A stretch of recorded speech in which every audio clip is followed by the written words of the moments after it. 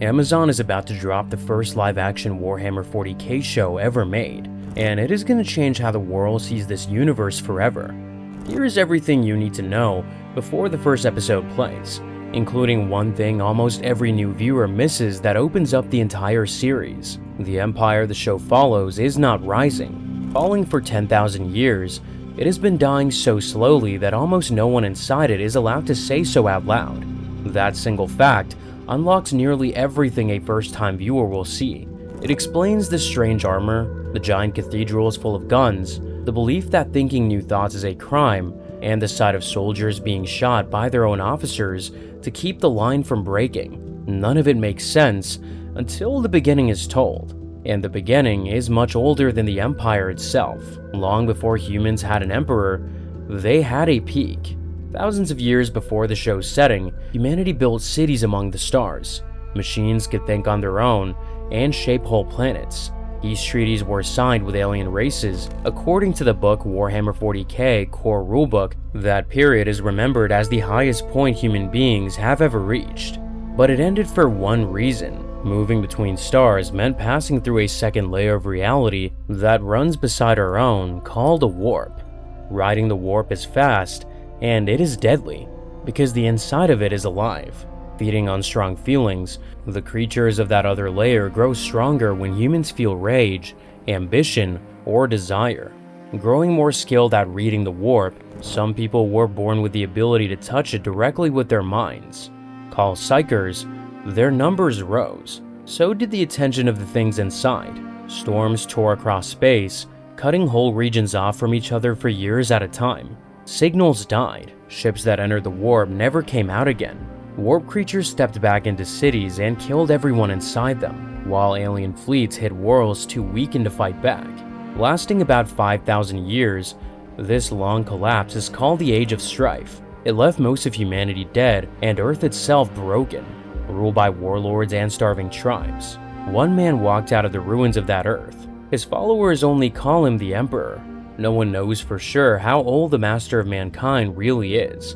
Guiding humans quietly from the background, he had already been alive for thousands of years before the fall, as shown in the series The Horus Heresy. Once the collapse ended, he stepped out openly, crushed the warlords, and set his sights on the stars. His plan was not to invent a new future. Reclaiming what had already been lost was the whole point. Fighting a war that long meant building new weapons. Working in secret labs beneath Earth, he created 20 giant suns known as the primarchs. Taking genetic material from them, he made a new kind of soldier called the Space Marines, or the Adeptus Astartes. Taller, stronger, and harder to kill than any human before them. These warriors led the Empire's armies onto a long march across the galaxy known as the Great Crusade. World after world came back into the human fold. Ones that refused, or that had been claimed by warp creatures, were burned from orbit. For over 200 years, this worked. Then the Master of Mankind made a choice that put everything he had built at risk. Turning around, he went back to Earth and left the war behind. But he had a real reason. Deep beneath his palace, he was building a hidden road called a webway, a safe path that would end the need to sail through the warp forever. Believing his sons could finish the war without him, he named his greatest son Horus as the leader of all human armies, closed himself inside a lab, and left the galaxy to its own soldiers. Horus, called a War Master, was left alone with the anger the father had never noticed. Remembering every soldier who had died for a god who never visited the graves, he watched a small ruling group called the Council of Terra begin to run the Empire in his father's place. Led by a quiet advisor named Malcador the Sigillite, that council was pushing his own brothers aside. His anger did not turn against his father overnight, and others helped it grow. Sharpening the wound was a meeting called the Council of Nicaea. There, the Emperor had ruled that his sons could not use psychic gifts, fearing the doors those gifts could open. Later, one of the 20, a red-skinned giant named Magnus, broke that rule to send a psychic warning of a coming betrayal. The message reached Earth, so did the cost. Ripping through the webway, the same sorcery tore a hole in the tunnels being built beneath the palace, and warp creatures flooded them. The very project meant to save the future became a doorway for the enemy. While the father was distracted, the enemy was already working on his eldest son. On a distant world called Davin, Horus was wounded in battle and taken to a temple by local priests. Waiting inside those walls, the powers of the warp made him an offer. Killing his father would give him the galaxy, and he accepted, not because he was tricked, but because he believed. Being the greatest of 20 meant 9 of his brothers followed him. Angren, whose head had been rebuilt with implants that kept him constantly angry, Mortarion, who hated his father's rules, Fulgrim, whose pride had been broken, Lorgar, whose faith had been rejected, and Magnus himself, once seeing that his warning had done more harm than good. The strongest weapons ever built turned around and pointed at their maker. Following that turn came the Horus Heresy. Legions that have fought side by side for centuries suddenly hunted each other, and loyal worlds burned in the crossfire. By the end, half of all Space Marine forces and about a third of humanity's total armies had been destroyed. 2 of the original 20 Primarch legions, the 2nd and the 11th, were erased so completely from Imperial records that even the Empire today does not know their names or what they did to deserve it. Back on the throne world, Malkador fed himself into the Great Machine so it could keep running long enough for the war to end. And he died in the effort, leading his fleet all the way to the home world. The War Master boarded his father's own flagship. In their final fight, the Emperor killed his eldest son, but not before that son struck him down first. The wound was too deep for his body to survive, and his mind refused to leave. Placing what was left of him inside a great machine called the Golden Throne, his surviving followers sealed him in. He has not spoken a single word since. His empire has kept running without him. Guarding that throne stand the Custodian Guard, tall golden warriors older than the Astartes, built by the Master of Mankind himself as his personal defenders. They still watch over him today, kept alive only by daily killing. The god on the chair is dying, and that killing is the one thing holding the Empire together. The choices made after his fall shape every scene the show is about to portray. Looking at what Horus had done, the survivors swore no single warrior would ever hold that much power again. Rebude Gilliman, one of the loyal Primarchs, wrote a new rulebook called the Codex Astartes, breaking the Space Marine legions into small groups of about 1,000 fighters each, called chapters. He spread them across the galaxy. Records were split into many hands. Government offices were divided and divided again, and every safety net that could be built to catch the next War Master was built. Those safety nets were meant to protect humanity. 10,000 years on, they've grown into problems of their own. Running the Empire on paper is a body called the Administratum, whose record halls stretch for miles under Earth. Its clerks copy files by hand without being allowed to know what those files mean. Star systems have disappeared from the map because no one read the reports saying they were gone. During a violent period called the Reign of Blood, whole founding records of Space Marine chapters were buried, and entire armies were forgotten because of it. Holding the Empire together where the paper fails is the Church, called the Ecclesiarchy. After the fall on the flagship, the Master of Mankind was made a god, and his priests were spread to every human world. Above the Church sits a council of 12 rulers called the High Lords of Terra, who now speak in the Silent Lord's name. Standing above the Church and the paper is the Inquisition. Its agents answer to no one else, and they can order a chapter of Astartes into a hopeless battle, or wipe a world from the record for the crime of learning too much. Drawing from the novel Eisenhorn Xenos, even that body is not united, splitting into 2 main groups, the Puritans and the Radicals, along with smaller factions inside each. Its agents argue about every method. Some Radicals believe the only way to fight the warp is to use its powers themselves, making the office built to hunt corruption a place where corruption sometimes grows. The largest army in human space is called the Astra Militarum, sometimes just the Guard. Its numbers are so vast that no office knows exactly how many soldiers are in uniform. Troopers use cheap gear and win through walls of gunfire and sheer bodies. Behind every officer stands another officer called a Commissar, whose job is to shoot any leader who shows weakness in front of the men.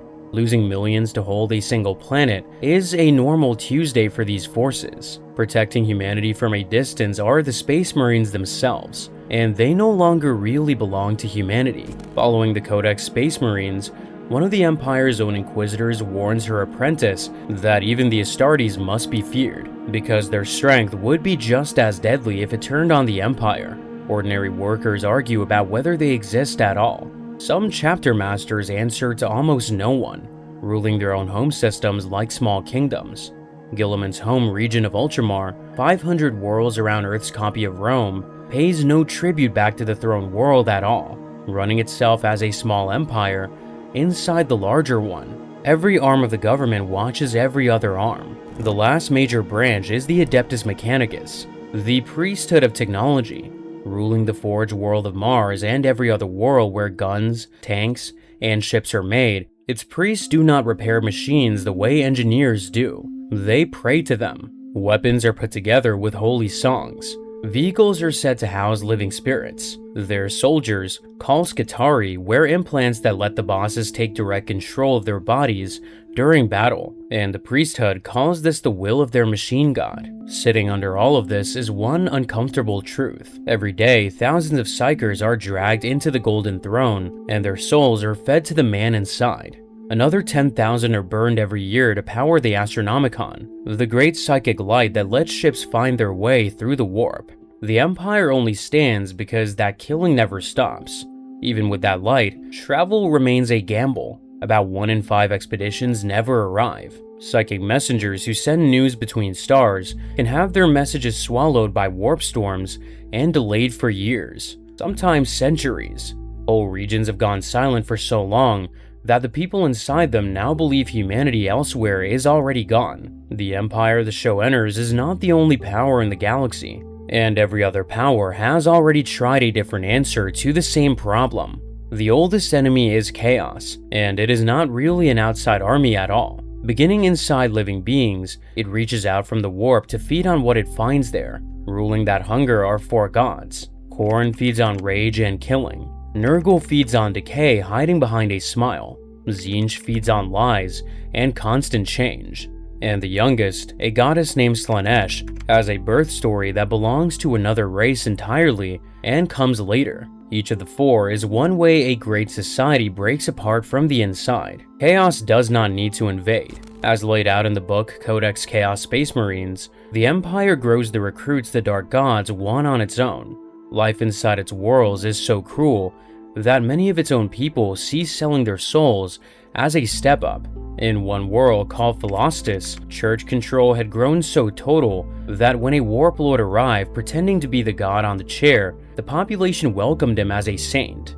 The traitor marines who followed the war master all those centuries ago are still out there, calling their long fight against humanity the Long War. They are now led by a warrior named Abaddon the Despoiler, who has led 13 huge invasions on human space and is preparing more. His men were built to remember perfectly, but 100 centuries of hate have blurred their memory of what they were fighting for. Wearing the same armor and carrying the same weapons as the loyal ones, they serve as a dark mirror of what the Astartes were meant to be. Chaos also has its own tech priests. When the Mechanicus split during the Heresy, one half of the priesthood joined the traitors, and their descendants, the Dark Mechanicum, now build demon engines, warp creatures welded into tanks and walkers.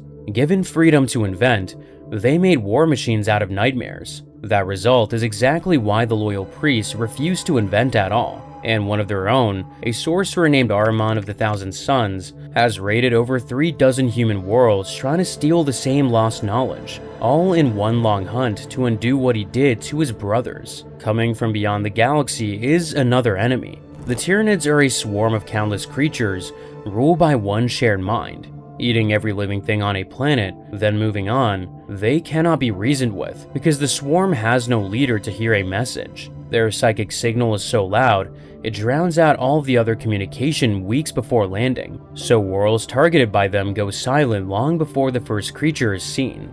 Only the first waves have arrived so far, in 3 named tides called Behemoth, Kraken, and Leviathan. The main body is still on its way, and it is much larger than what has already been seen. Simpler, and in some ways worse, are the Orcs, a green-skinned race whose whole body is built for fighting. They multiply faster the more they win. Their word for a huge holy war is Wa. Each planet they take draws more of them from nearby space. Left alone, they would flood the galaxy. The only reason they have not is that they usually turn on each other when there's no better target in front of them. Beneath the ground of a million worlds, an older enemy is opening its eyes. Older than any of these are the Necrons. Once a living race, they traded their bodies for machines to escape death, and the trade worked. It also took away most of what made living worth doing. Sleeping in buried tombs for 60 million years, they are now waking up. Their goal is not to build anything new, wanting only to take back what was theirs before the humans crawled out of the sea. They fight for a world that no longer exists. Even their weapons are inherited from an age they can no longer repair. Older still are the Eldari. Before humans ever left Earth, this elder race ruled the stars in comfort.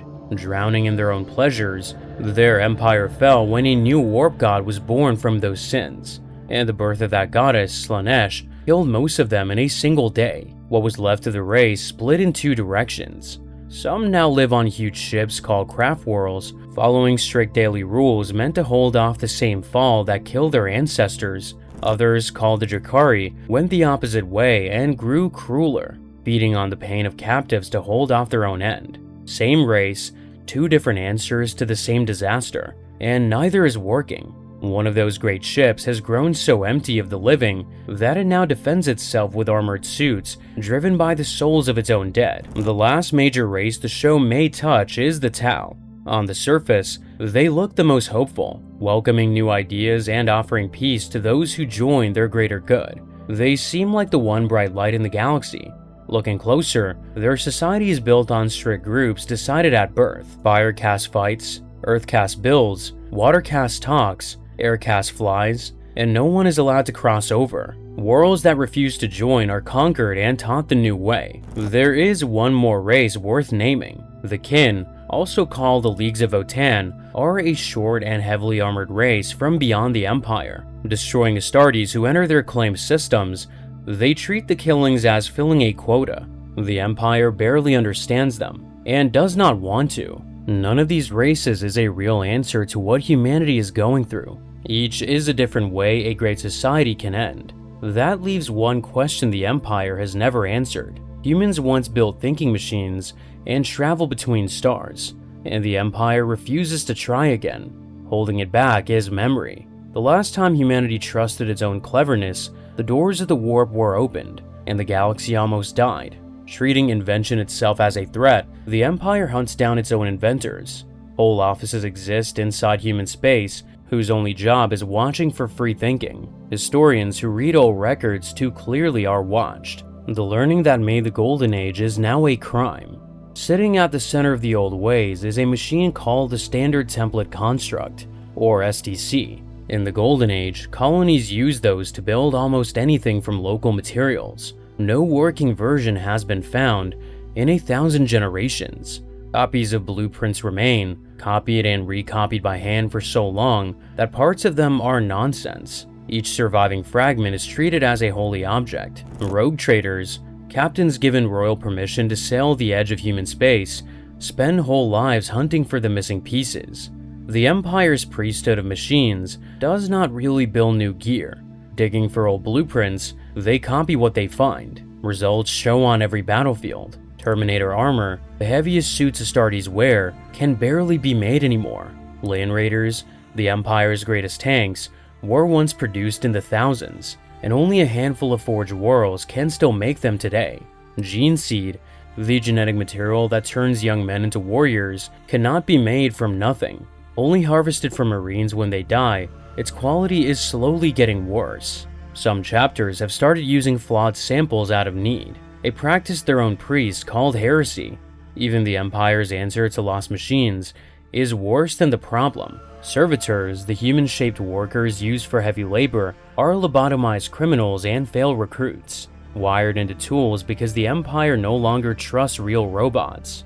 The only real invention in 100 centuries came from a single figure named Belisarius Cawl, an ancient tech priest. He worked in secret across that whole span on a job given to him by Gilliman before the fall of the age. His task was to build a better generation of Astartes. Finishing the work only recently, he sent his new Marines, called primarchs, out to be folded into the old chapters. Even that work is not truly new. Rebuilding what was almost lost, he used ancient materials saved from the first primarchs themselves. The galaxy has not stayed quiet, while the Empire has been standing guard. About 100 years before the show's likely setting, something tore across the stars. Called the Great Rift, or by its formal name, the Cicatrix Maledictum, it is a huge wound in real space that runs from one end of the galaxy to the other. Opening in a single event, it cut half the Empire off from the Astronomicon. That cut off half, now called Imperium Nihilus, sits in the dark. Contact with those worlds is almost impossible. Half of the psychic messengers reading the news at the moment of the tear went instantly mad. Warp things walked openly through cities, and time began to run at different speeds in different places, so historians on different worlds cannot even agree on when events happened. That first silent period after the tear is remembered by a name of its own, the Noctis Aeterna, when each planet stood alone in the dark. At the peak of that disaster, something impossible was tried. Breaking into the tomb where Guilliman had been kept in a preserved sleep for the entire post-Heresy age, Call and a group of loyal Marines woke him up. The last loyal son of the Master of Mankind returned to a galaxy that had almost forgotten him. Leading a new campaign called the Indomitus Crusade, he now moves from planet to planet, trying to hold the Empire together, reaching worlds already under attack. That crusade arrives in time to help them die more slowly. That is the moment the show is stepping into, an empire long past its peak, cut in half by a fresh wound. Chaos rising, Xenos closing in, and a silent father on a golden chair, still burning through souls every day, just to keep his eyes open. Knowledge itself is one of the rarest things in this galaxy. Knowing the wrong thing can get a person killed faster than fighting in a war, and information is treated as something dangerous to hold. Anyone who learns the truth about the warp is killed or memory wiped by the Inquisition, because the news would break the Empire. The Eldari never speak of their fall to any other race, and they keep a great vault of old knowledge called the Black Library that no other people are allowed to see. Necrons hide their old technology behind self-destruct systems, so no one else can inherit it. Even the loyal Marines do not always know their own history. Whole chapters have unknown lineage, meaning they cannot say which Primarch they were made from, and one entire wave of chapters raised centuries ago is called the Dark Founding, because Earth has no clear record of who was created in it. Even the Astartes group that hunts alien threats, the Death Watch, is kept so secret that other warriors rarely know what it does. The ones sent to kill Psykers, the Sisters of Silence, are known to almost no one at all. Whole noble families have quietly served chaos for centuries, hiding behind the power that lets them shape the government they are working to break.